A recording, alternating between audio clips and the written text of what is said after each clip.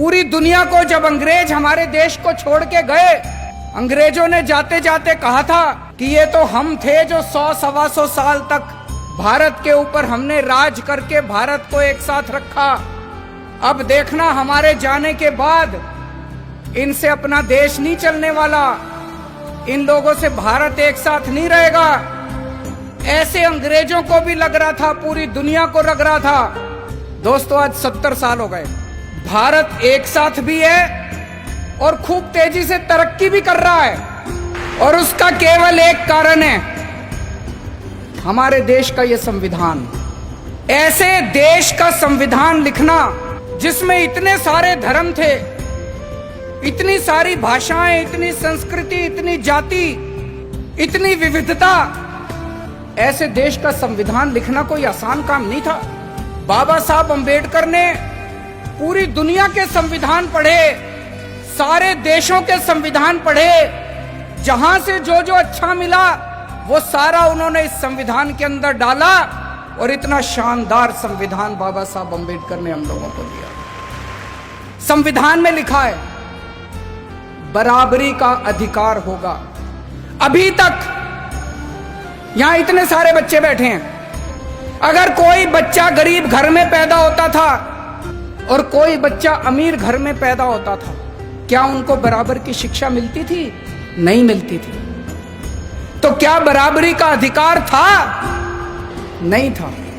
मैं आपका मुख्यमंत्री हूं, हम सरकार चला रहे हैं। सरकार की नजरों में, मुख्यमंत्री की नजरों में, एक बच्चा अगर गरीब घर में पैदा होता है और एक बच्चा अमीर घर में पैदा होता है, मेरे लिए तो मेरे दोनों बच्चे बराबर हैं। मैं उन दोनों बच्चों के बीच में फर्क नहीं कर सकता।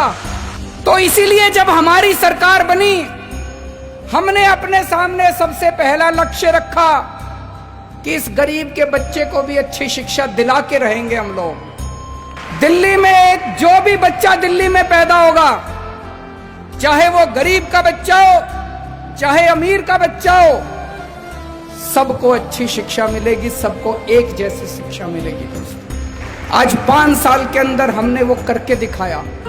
बाबा साहब अंबेडकर का एक सपना पूरा किया हम लोगों ने। हमारे संविधान में लिखा है जीने का अधिकार होगा।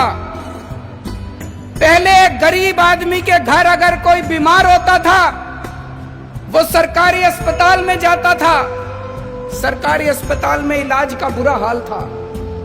आज दिल्ली के अंदर सरकारी अस्पतालों में वैसा ही अच्छा इलाज है जैसा प्राइवेट अस्पतालों के अंदर इलाज हो रहा है।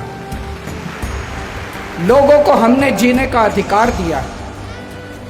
दिल्ली के अंदर हमने योजना बनाई, अभी तक अगर किसी का एक्सीडेंट होता था, कोई उसको बचाने के लिए नहीं जाता था, वो बेचारा सड़क पे पड़ा रहता था। लोग सड़क पे गुजर जाया करते थे, लोगों को लगता था मैं क्यों पचड़े में पड़ूं, मैं अगर इसको अस्पताल में ले गया तो अस्पताल वाले मेरे से पैसे मांगेंगे। अब हमने कहा है कि पैसे की चिंता मत करो, अगर कोई किसी का एक्सीडेंट हो जाए, जो भी उसको देखता है तुरंत उसको नियरेस्ट अस्पताल में पहुंचाओ। कितना भी महंगा अस्पताल होगा, सारे पैसे दिल्ली सरकार देगी। संविधान में लिखा है गरीबी दूर करेंगे। गरीबी कैसे दूर होगी? केवल नारे लगाने से दूर नहीं होगी गरीबी। हमने दिल्ली के गरीबों का मिनिमम वेज बढ़ाया। एक एक गरीब मजदूर को, एक एक गरीब कर्मचारी को हमने 15-15 हजार रुपए महीने की तनख्वाह दिलवाई।